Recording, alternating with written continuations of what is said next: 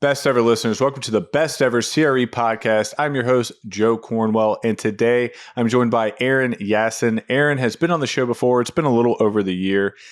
His company is Hive Developers. They're based in Brooklyn, New York, and we are going to talk about the things Aaron has been working on the past year and his new deal he is developing right now in Brooklyn. So Aaron, welcome back to the show. How are you today? I'm great. Thanks for having me back on, Joe. Really appreciate it. It's a terrific show, so I'm honored to be a repeat guest.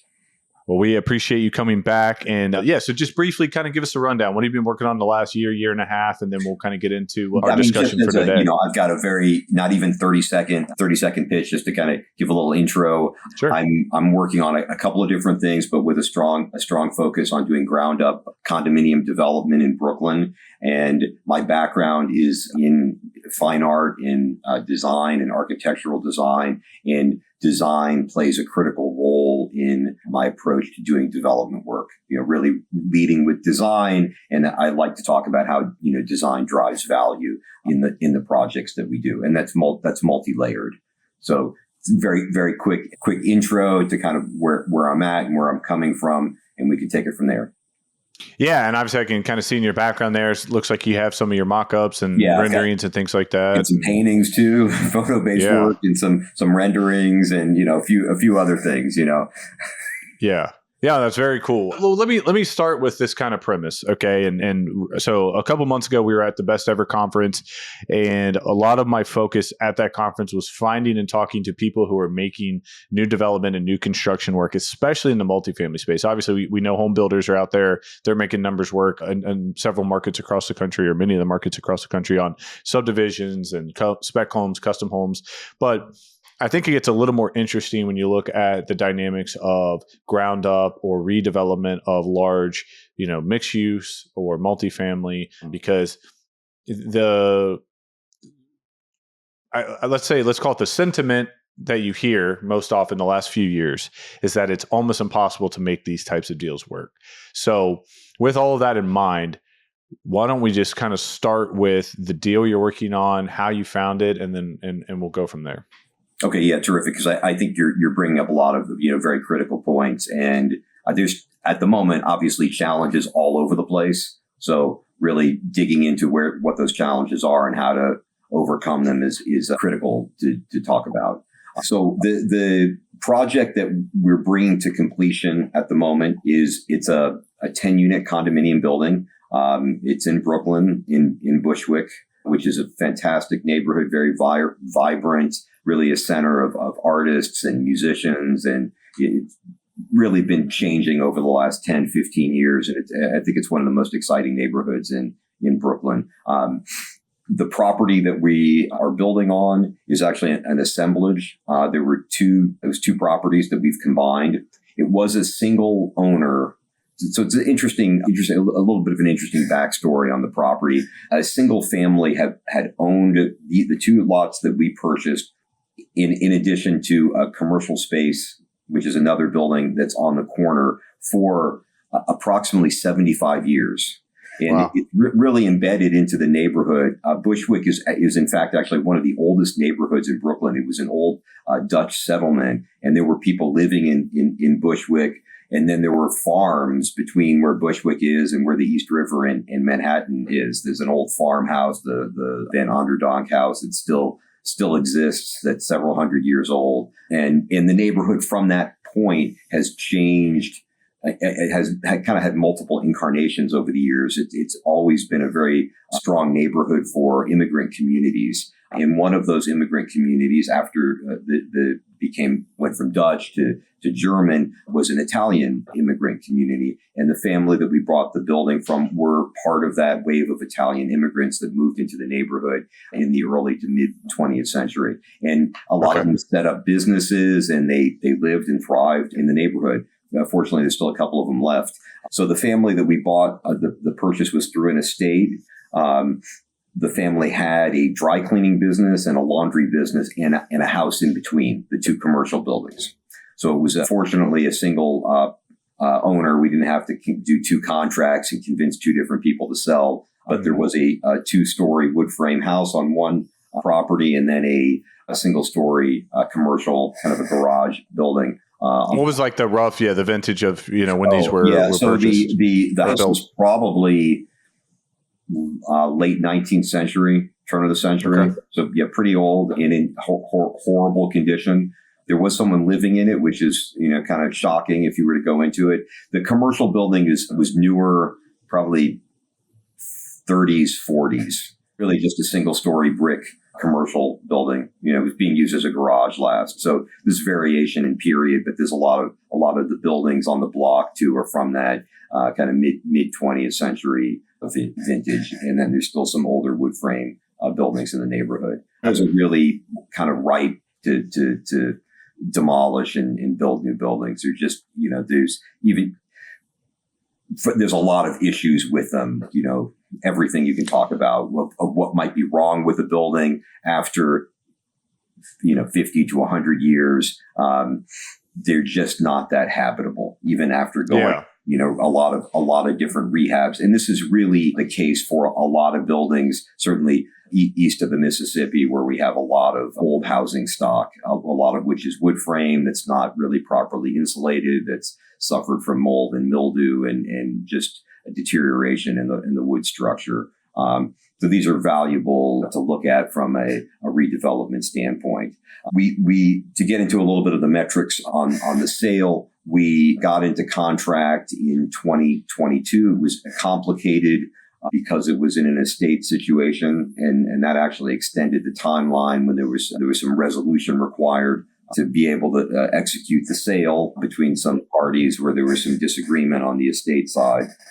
During that period, the market kind of softened a little bit. So I was fortunately able to renegotiate the contract price and get it down a little bit. So to give you some real metrics, the original contract price was $2 million and it was renegotiated down to $1.825 million. Okay, 1825. Now, did you look at this initially as, okay, these structures all need torn down? We're not saving any of the existing structures. Was that the initial plan? Yes. Okay. And what was the total kind of lot size there? Yeah, so we've got between the two lots, it's 43 by 100, which gives us in the zoning district, and these are all absolutely critical issues to look at if you're going to develop a property, because it's all based on local code and zone. What can you build on any given property? Yeah. Well, and that was my next question is I guess kind of a twofold question. One, does the city, New York City or Brooklyn or the boroughs, like I'm assuming the zoning and the kind of jurisdictional powers that be are a little bit different, in different parts of New York City. But I guess the question I'm getting to is how supportive are they, generally speaking? I guess we can keep it to Brooklyn since that's the area you focus on, but of seeing these old historical buildings torn down, removed, and the new development happening in general. Like, what is the sentiment in that neighborhood? Well, New York has always been a place where buildings have been torn down and there's been redevelopment. I mean, there are even cases where, specifically in Manhattan, where it's shocking what buildings have been torn down and replaced with newer buildings. The Singer, as an example, the Singer building, the Singer sewing machines in lower Manhattan, absolutely extraordinary building, was built and its lifespan was about 30 years before it was taken down, maybe a little bit longer than that, to put up a steel and glass commercial building to replace it. So there's a long history of buildings being replaced in the city, sometimes for better or worse. There are also historic districts now, and there are more historic districts or landmark districts, and those have restrictions. But there are many parts of the city where there are no restrictions. And, one can look at buildings differently to determine whether it makes sense to keep something that may feel like it's more historic, whether or not it does fall into a landmark district.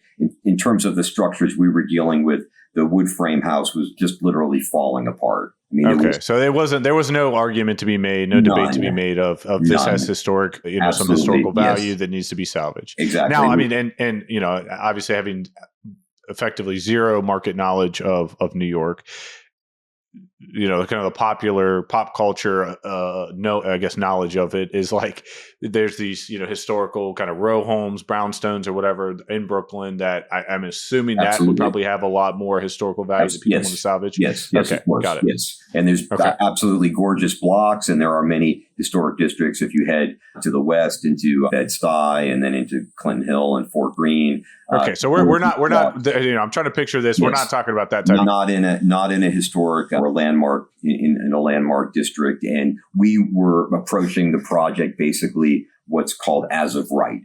So there's a zoning maps, and you can look up the zoning for a given property. New York actually has a great online tool called Zola. It's a zoning and land use, and you can look up any property, and it's got a tremendous amount of information on it. So there's something always to check out depending on what municipality you're working in. And it's surprising. I've checked some smaller municipalities, and it's amazing what actually exists online and what you can find out from a zoning standpoint. The zoning for the property, both properties are the same zoning. Sometimes you actually get, you can have one property where there's split zoning, believe it or not, or you do an assemblage and part of it falls into one zoning, and then you've got a whole massing configuration that you need to kind of work in, because as a developer, you're going to want to maximize the buildable square feet. And when you're looking at development sites, you're really looking at it from a cost basis per buildable square foot. So we had these two properties, 43 by 100. So essentially you want to determine the floor area ratio, right? This gets you the buildable square feet. It's a calculation based on the zoning of the property square footage. So that's 43 multiplied by 100.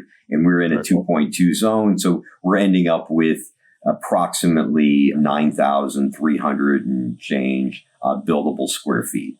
Now, in addition to that, though, then there's code that overlays on top of that. And with the code, in terms of how we were designing the building, there are some deductions that you can get for mechanical shafts, common spaces for light and air and things like that. So you do end up real quick. So when you say 2.2, that is effectively your height. Is that what they're looking at? That's the multiplier for determining the buildable square feet.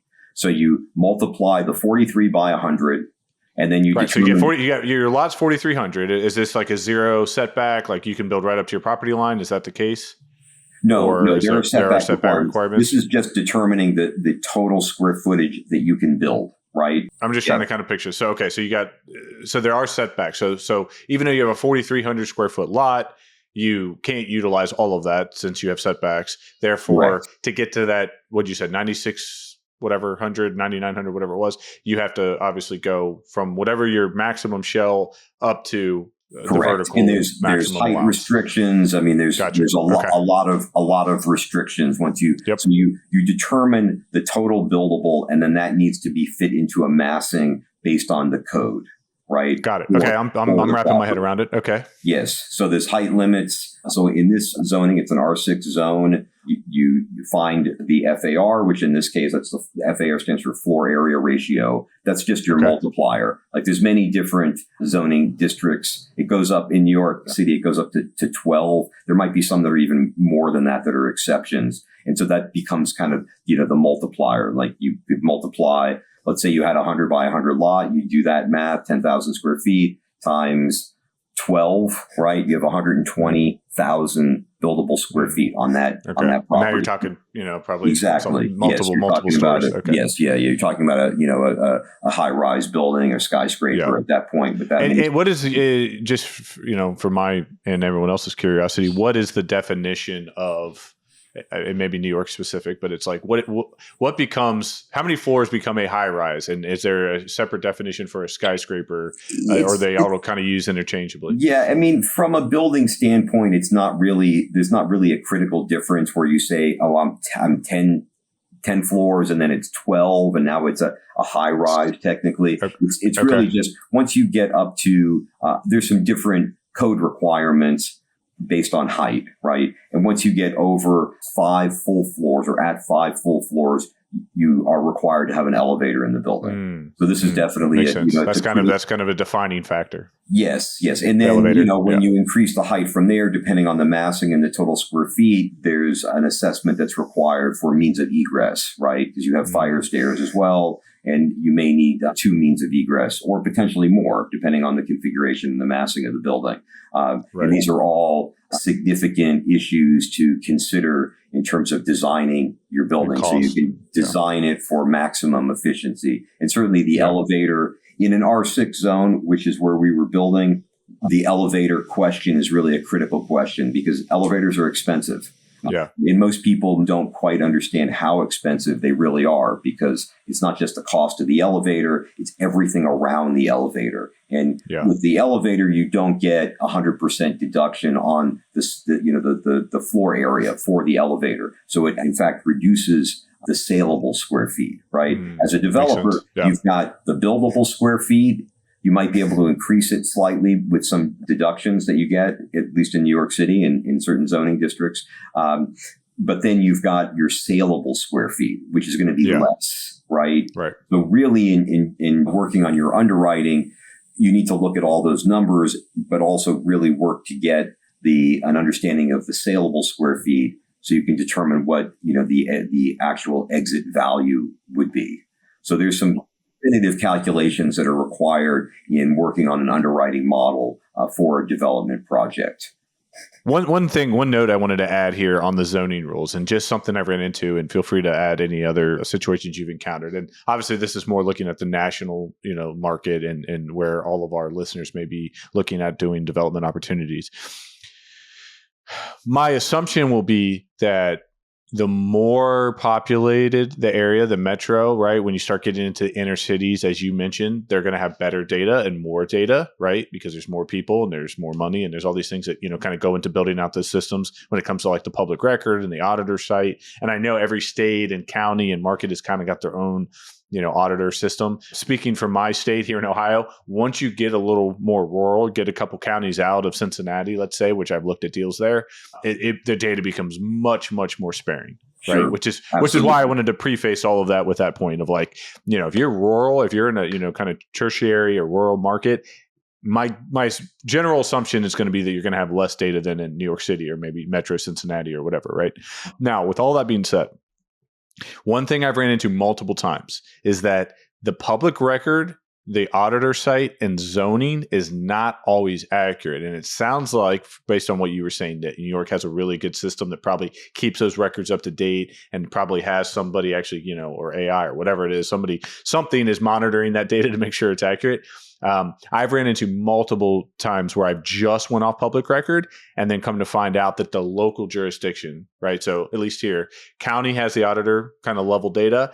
The local building department, if it's its own village or city or township or whatever, has its own rules. And typically what I've found is that township level or city level trumps whatever the county data has, or even maybe sometimes they don't even necessarily agree, right? The county may say it's one thing, the city says it's other. Yeah, usually what happens in most cases is the city has the ultimate say, the local jurisdiction has the ultimate say on the zoning issues. So I just wanted to say all that because I've ran into problems where you think you can do something because you buy it, but always call the local jurisdiction, find out who has the ultimate authority, because it's not always the same thing. And I've even run into situations where the two sides don't even agree on who's in charge of making that decision. So you have the county level building department and the local building department fighting over who's in charge. And obviously that can create a ton of headaches and red tape for your project. So again, I wanted to give all that feedback. Yeah. I mean, that last point, when you have disagreements, that can also just cause significant delays, which in any development project are one of your biggest risk factors. And you're exactly right that you need to really check into what it appears is the case and determine if that is exactly the case. I mean, I could give you, a couple examples for our project. We weren't dealing with a precise 43 by 100 rectangle.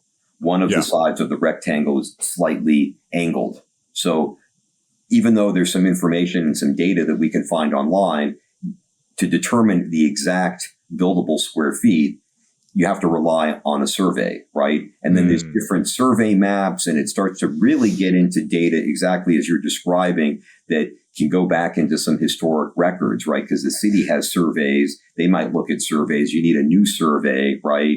And then, where are you at really? And the difference of what could be, in our case, it wasn't so much, but it could be a couple hundred square feet. Well, that's potentially significant if you're selling, if that equates to, let's say, 200 less saleable square feet, and you're selling the saleable square feet at $1,000 a square foot, right? Yeah.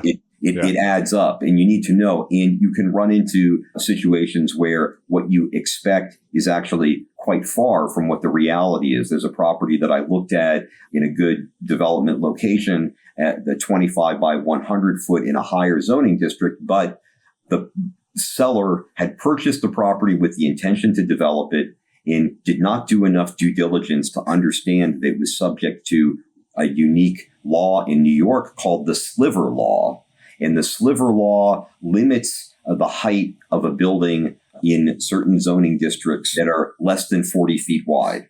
So in fact, they significantly overpaid, the seller significantly overpaid for the property. I don't know where it traded, but they lost at least $500,000 on it once they understood that they couldn't build what they wanted. So there are very, very serious mistakes that can be made by not doing enough due diligence on a property to ensure that what your expectation is actually correct. And you need to check with appropriate professionals to make sure that that is the case. And that is going to be very contingent on the municipality that you're working in, exactly as you're describing. And it takes some understanding of how to do this to ensure expectations are correct. And you don't run into problems like that where you can lose hundreds of thousands, if not more, getting into a project. Yeah, I mean, just a couple like off the things that you and I both mentioned there. A couple actionable tips for the listeners if you're interested in doing developments or new developments or even a major kind of change of use, even if it's an existing structure.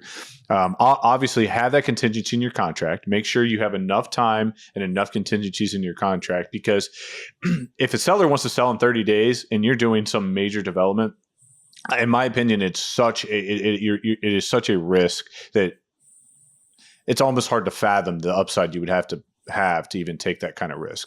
So for one, so make sure you have enough time in your contracts. Like a lot of the developers I've talked to kind of recommend between 12 to 24 months, even as a window to get all your due diligence and planning and things like that done, if possible. I'm not saying you will always have that opportunity. And then two would be, once you get that contract, you start working through your initial planning and due diligence. Sit down if you can get in front of the decision makers when it comes to the zoning officials, building department, whoever else needs to be involved in those conversations. Try to have those face-to-face conversations if you can, because if they tell you, we don't want this to happen, we're not going to allow this to happen, we make the decisions, not the county. If you start getting that's kind of red flags we just mentioned, to me that's a good sign that you either need to work through them quickly or it's probably not the right deal for you. And I think part of this too is being honest with those sellers. Don't approach a seller and tell them, oh, hey, I'm gonna buy your property and I'm gonna close as quick as I can. And I think a lot of this is being honest with them and saying, look, we have a long-term development plan here. This is going to take a lot of time, and there's a lot of hoops we have to jump through to even get to a closing table. And I think if you set those expectations on the front end, it's going to avoid a lot of those problems as you work through your due diligence, if they kind of know what you're trying to accomplish. Yeah, absolutely. And I would say in New York is a little different animal because there's a lot of known variables that you can determine ahead of time. So it can be a little faster moving. Not that it's impossible to get a seller that would work with a longer contract period, but in most cases, it's not going to be 12 to 24 months. But in a lot of municipalities, and because there's another important point here, in a lot of municipalities, it's not only just essential to understand what you can build ahead of time and potentially having a pre-construction or a pre-filing meeting with a plan examiner or a local official, but if you can look at a potential development site and come up with a unique way of approaching that site and then get some preliminary approval or at least a nod in the right direction from the right officials in that municipality, it can be an absolutely amazing way to create value on a development site. because you might be able to come up with something. And I've seen this in many cases, like just a configuration or what you can build on a property that takes what looked like was a good project and adds another 20, 30, 40% of value without maybe doing too much, maybe not doing too much that's different. I mean, for example, I've seen some rental projects where, developers have done kind of micro units, right? Some places it's allowed, some places it's not allowed. This can be a discussion with a local municipality to see if that's something, maybe there's an exception that can be made if there's a limitation in size. And I've seen a building actually recently where the square foot rental prices they were getting for these small units were equivalent to what rents are in New York. And it was not in New York. Incredible value out of just taking that approach. So there's a lot of thinking that needs to go into it. And that thinking and that process really can add tremendous value. Yeah, no, that all makes sense. Okay, so getting back to your, kind of high level view of your project. So, all right, we've gotten through the lot. So tell me a little bit about what your plans were on the actual new construction here. Okay, just to dig into the metrics a little bit more, the plan from the beginning was a condominium development. Okay. We had, again, it's 9,000 plus square foot and change above grade buildable square feet. That ended up getting increased a little bit with deductions. And then the full cellar, right? One of the code opportunities in this local market is that you can duplex down from the first floor and add cellar square feet to first floor apartments. And that that cellar square feet is not part of your buildable square feet. It counts as 0. So you're adding saleable square feet by duplexing down to the above grade square feet. This is one great way. Yeah, I'm trying to picture this. Yeah. Okay. So you have, I mean, it's not exactly, we call it a cellar. In the rear of the building, the typical approach is that you dig down and you create what's called an areaway, right? So you have an outdoor space that's connected to that lower level, right? So it doesn't feel so, below ground. We've got a really nice, very wide areaway with huge, almost floor to ceiling windows, 9-foot ceilings in the lower level part of the duplex in the rear unit, which is incredible. I mean, you could sit down there with no lights on. There's that much natural light that comes into the space. Feels very generous. And this adds tremendous value. Now, you're not going to get the same price per square foot for the below grade square feet, but it's a great way of adding value to the building. So one of the metrics that we had to work with from a code standpoint with this project was that in this zoning district, if you built more than 10 apartments, there's a requirement, it's actually now been changed because it was a rezoning that was passed, a monumental rezoning in New York City that was passed last fall, but we filed plans prior to that. So the requirement was more than 10 apartments, you have to have parking for 50% of the apartments included on the project. And for a site this size, it's just impossible. Right. I mean, the amount of I've drawn this out and looked at this as many ways as possible. If you're parking 4, 5, 6 cars, that's almost your whole ground floor because you need that much turnaround space. There's no value in it. So based on the square footage that we had, we made a strategic decision to build 2 larger apartments into the building. So there are a couple of strategic decisions that were made. One was that in this zoning district, the height restrictions are 4 floors plus what's called a penthouse, right? Which is a unique calculation of the square footage of the floor below. If you're building 4, it's kind of 4.5 floors. There's not a requirement to have an elevator in the building. Of course, elevators are nice to have, but they're also very expensive, right? In this submarket, in the Bushwick submarket, some buildings have elevators and some don't, even in condominium buildings. So it's not consistent across the board, and it would look like from a buyer standpoint something that was missing. So we made a strategic decision not to include an elevator and to save the cost on that, which I'm certainly glad we did. But then in addition to that, we made a decision that a lot of people questioned, which was to build 2 3-bedroom, 3-bathroom apartments, pretty large apartments, and put them on the top of the building, right? So you've got more of a walk up for those apartments. When you imagine larger apartments, more bedrooms, tend to think of more family size apartments, and you're asking those people to walk up to those apartments. And we needed to do that because we had to stay within 10 apartments or less to avoid the parking requirements. Okay, give me like a rough kind of breakdown of this. So this is like, let's call it 4.5 floors, if Exactly. I'm understanding you correctly. 4.5 floors. What is the makeup per floor on unit count? First floor, we have two bedroom, 2.5 bath duplex apartments. They're both duplex down to the cellar. The unit in the back of the building also has a private backyard and has that outdoor space on the lower level. It's a much larger apartment. The unit in front is a little bit smaller. And these are kind of side by side, front to back. Okay, so you got a party wall in the middle. Okay, there's actually a hallway in the middle. So the hallway goes so they're very separated. Those two apartments don't share any walls with any neighbors, which is terrific. Yes. And the second and third floor, there are two smaller 2-bedroom, 2-bath apartments and one bedroom, 1-bath apartment. So we have it's about a 735 square foot 2-bedroom, 2-bath in the front. That's 2A and 3A. The rear that's a little over 800 square feet for those. They're a little bit bigger. And then the 1-bedrooms, which are really nice, floor through front to back. 1-bedrooms are 650 square feet, which is a reasonable, pretty good size for this submarket. You see some 1-bedrooms at less than 500 square feet, and the layouts are really nice. And then on the 4th and 5th floor being the penthouse, there are 2 3-bedroom, 3-bath apartments, which are over 1,400 square feet. Okay. And those were really where there was some risk. We were also working with the market data that there's almost no inventory for apartments this size. Makes sense. Yeah. And this is where it really takes understanding the numbers in your local market. So you've got buyers that are looking at a price point for units like that.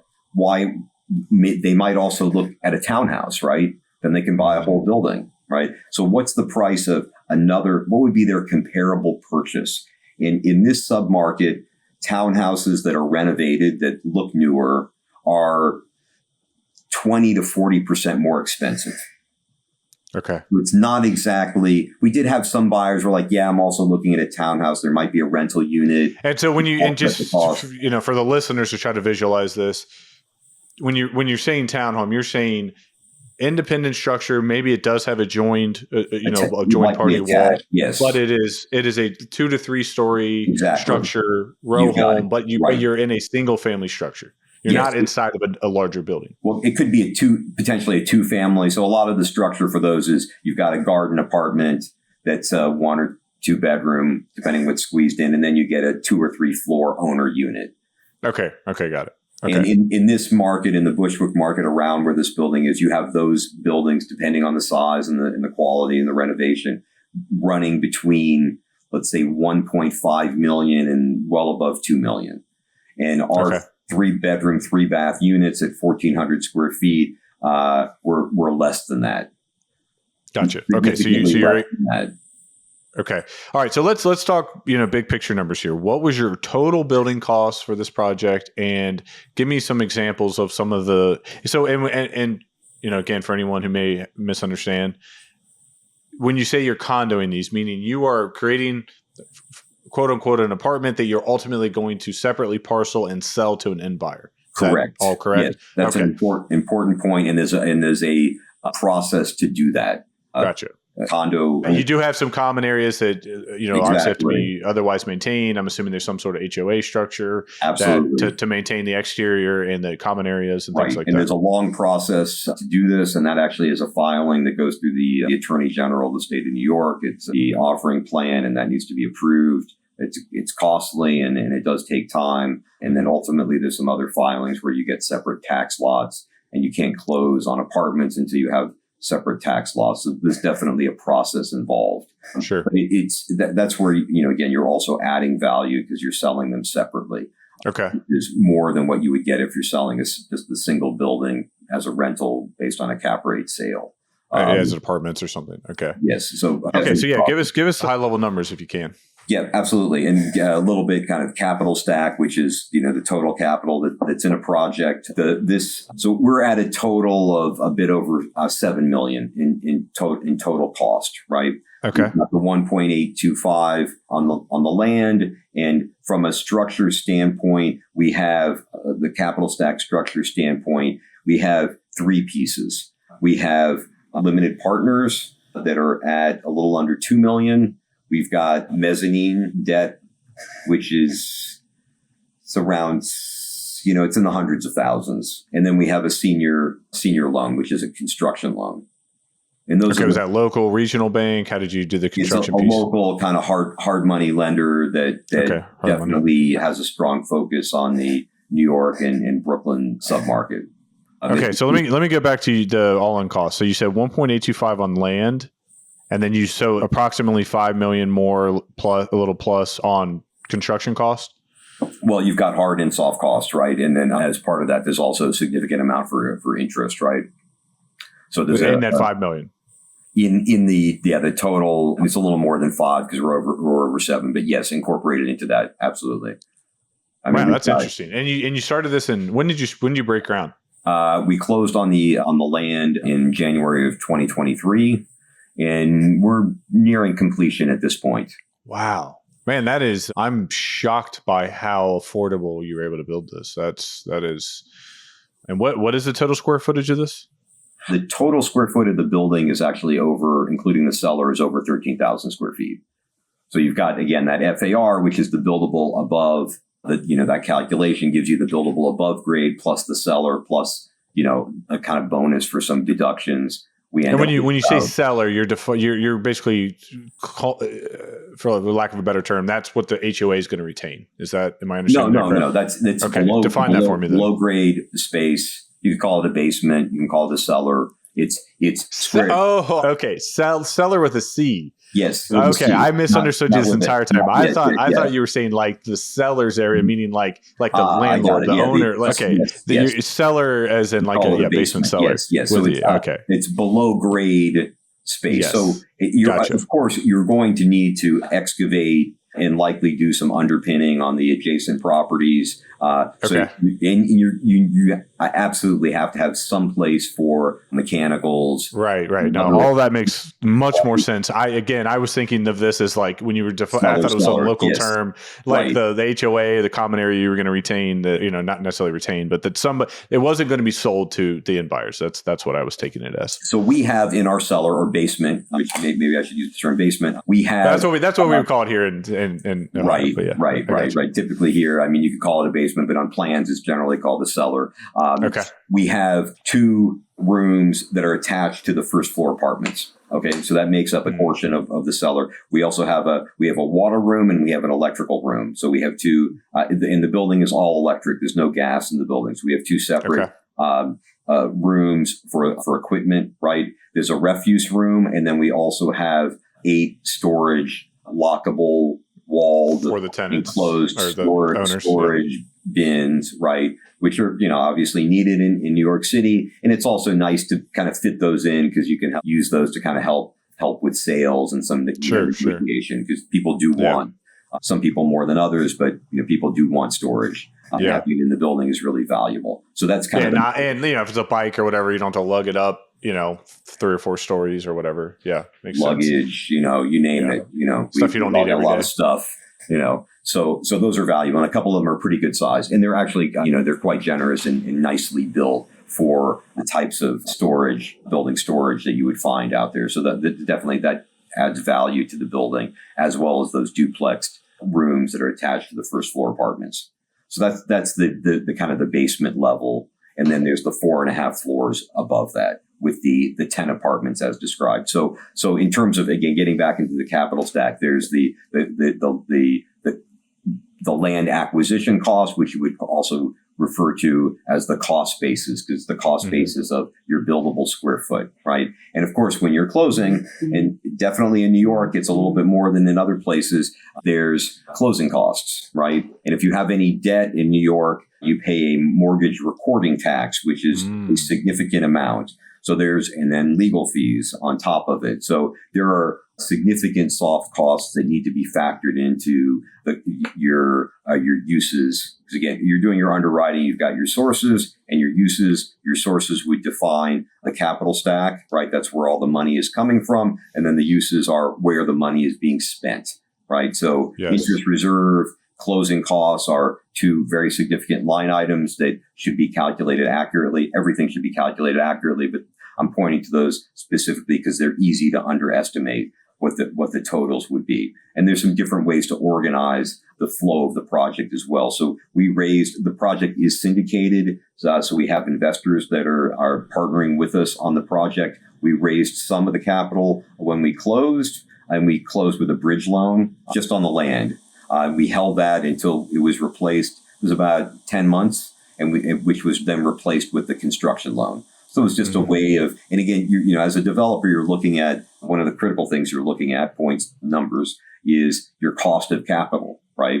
Yeah. How much is that capital costing you, right? Obviously, if you have investors, you want to produce a solid return, and underwriting a new development project, typical expectation for investor returns is going to be over 20%. So that's how we underwrote it. I mean, it's levels of risk, right? There's more risk in new development. So that's how we wrote it for those. But if you look at the bridge debt and the construction loan, even though we're paying what would be a higher interest rate because of the type of loans that we're using, still the cost of that capital is about half. Yeah, of an investor. Even a little bit less than that. So there's some ways of kind of managing the capital within that. But again, the interest reserve and the closing costs are significant. I mean, I would say that we probably are going to end up at around $1 million between closing costs and interest holding costs for the life cycle of the project. And then from there, there's significant soft costs. I mean, one of the soft costs I was referring to is the cost of setting up the condominium. Again, not insignificant. The lowest price you can pay to the Attorney General is $25,000 plus some other fees. That just goes to the state to set up the condominium. You've got legal fees that are part of that as well, which are generally about a similar equivalent cost to that.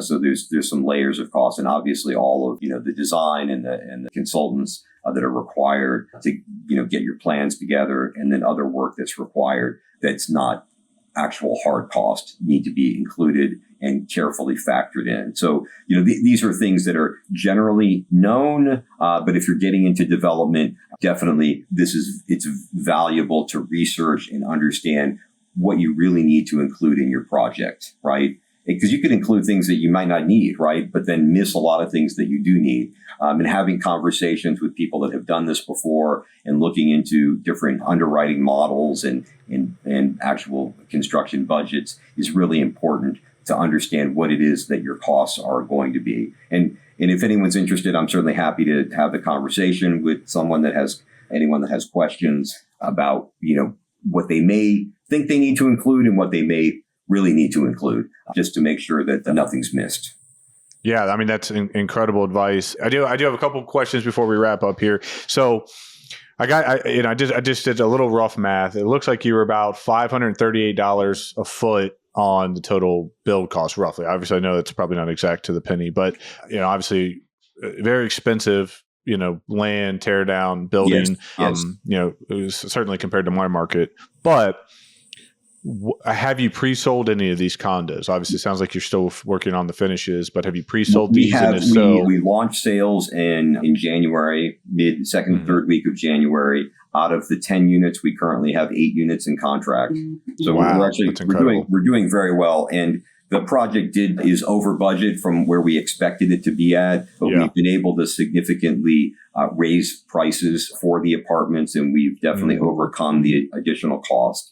And I kind of alluded at the beginning that I have a strong design approach to the projects, and the building definitely stands out in the market. And because of the design of the building and the finishes and all of the thought and care that went into creating the building. If anyone wants to check it out, you can go to the Josephine. The name of the building is the Josephine. TheJosephine.nyc is the website, and that will link to some actual images as well. That's great. And so all of that attention to the project, attention to detail, and the design thinking has really been, buyers have responded to it. And we've been getting very good contract prices. So we have 8 units. We can't close on those until we have a temporary certificate of occupancy. Sure. And there's a process for that as well. So we're getting close to. When are you projecting to have that? Hopefully in about a month or so. Okay. And then there's a process from there to notify the contract holders and then to set up closings. And then we're working on sales of the final 2 units. I am seeing some softening in the market as a result of, general economic conditions at the moment, unfortunately. So we'll see where we end up with those 2 units, but they're the 2 nice units as well. So I'm fairly optimistic. So we're doing, I think, particularly well. I'm definitely seeing some other buildings where units are staying on the market, or not getting into contract for a lot longer. Just on the number side, could you give us a rough, and I know these are probably going to vary slightly, but even just an aggregate estimate of what is your price per square foot on the sales side? Like what is Okay. So we're rough looking estimation. I just break it down because we did kind of sort of total numbers, right? Total cost numbers. We're looking at a total sellout of around 10 million for the building. Okay, cool. And the price per square foot is, in general, we're well north of $1,000 price per square foot. We've got some units that are over 1,100. The units on the first floor that have the cellar square feet, those are selling for less than 1,000 because the cellar square feet, generally as a metric, you get about 50% of above grade. So those are lower than 1,000. But if you just look at the above grade square foot for those apartments, they're also well above 1,000. Gotcha. And obviously there's, of course, some of that square footage can't be sold. Like we talked about, common area, HOA, will maintain or whatever. But yeah, I mean, even just rough numbers conservatively, you're looking at about a $2.5 million equity gain from cost to value. Subtracting some cost for, brokerage fees and some closing costs and negotiating costs. And then one other important factor, so that is correct. Yes. One other very important factor to consider when you're looking at doing a project like this is your loss factor, right? So how much square footage are you losing for some of the things you're talking about that you can't sell, right? Common areas, public space, other public space, mechanical shafts, and things like that. We have an extremely low loss factor on this project. I think it's actually around 4%. Wow. So of that. Great. And so in most buildings, like I'm looking at doing new projects, I'm calculating in a significantly larger loss factor because, larger buildings, particularly with an elevator, you get a higher loss factor. So it makes the underwriting a little more pressure on the underwriting. What would your rule of thumb be, generally speaking? That's a percentage. Yeah, really. Well, again, it depends on the size of the building where someone's building. If it's a taller building with an elevator, I would expect. Okay, let me give you the rough one on mine. You tell me. The one I'm working on. So this is going to be. Okay, yeah, go ahead. This is a 4-story, 60,000 square foot with an elevator and probably 2 stairwells. So give me what should I roughly be estimating on mine as I work? How many elevators? Only one? One probably. Yeah, and the way we want to design it's kind of like a front and a back building. We want like a common foyer almost with the elevator, like a lobby, so to speak. Do you get any deductions for some of that space, or is all of I'm not sure. We haven't gotten that far with the actual drawings, but yeah, we're trying to underwrite how much loss we're going to have. And, so it's a little difficult too, because the back building's existing that we're maintaining is 11,500, but we're going to put 4 floor systems in. So that's whatever, 45,000 or whatever. Front building's 15,000 square feet, new construction, a 50 by 100 lot, similar to yours, but we have 0 setback. So it's going to be on the property line. Yeah. And then, so roughly 15,000 square feet minus loss. And that front building will probably be 3 stories. How many apartments? 35 in the back. Front building will be mixed use retail / small office. So it's a good number of apartments. You're going to have more corridor space. I would expect that you're going to be at 12 to 15% loss factor. 12 to 15. That would be, I would utilize something in there for your underwriting, and then if you can squeeze that down, as you're drawing your It's plans. just more upside. Exactly. But I wouldn't underwrite it at less than 12, just to be safe. Yeah, just to be conservative. Because if you do, then you're not, you're like it'd be interesting to see what the architects come up with. Yeah. Right. I mean, that 6% could be, much of your profit. Yeah. And your loss factor. Believe it or not, it's a critical factor to keep in mind. So all of these things in the project structuring, and I put all of that into the kind of the bucket of design, because you need to design a building. Of course, I'm very focused on the aesthetics of the building and how the building looks and feels, but there's design on many layers of the project. Sure. You've got the layouts, of course, but you also have, careful design thinking to come up with the right massing for the building to make the most effective use of what you can actually build on the site. And then, of course, all of your other consultants are doing design work as well. Your mechanical engineer, your electrical, and that might be the same MEP, right? Your structural engineer, they are all designing for the building. So there's lots of layers of design work that's happening, and that needs to be reviewed carefully, kind of from the top down, to ensure everything is working together in the best way possible. And then you can really end up with, a standout building when you take the time and care and apply the right kind of thinking to the process. And then your project will stand out from what other people are building.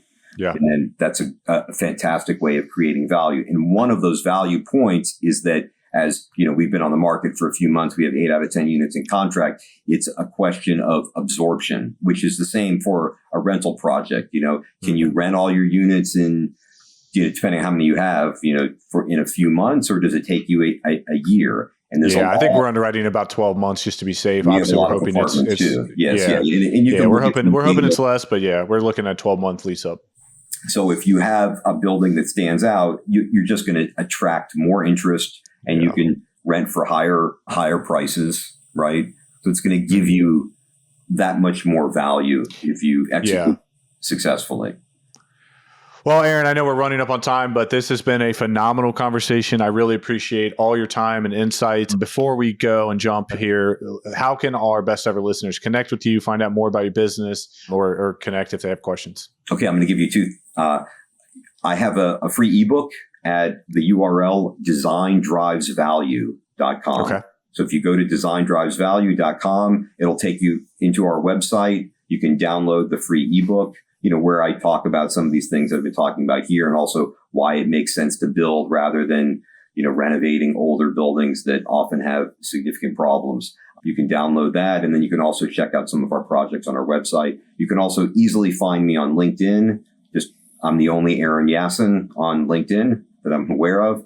And feel free to connect with me on LinkedIn and send me a message. It's a great way to stay in touch. And I'm happy to have a conversation with anyone that has any questions about anything we've discussed today. Please feel free to reach out.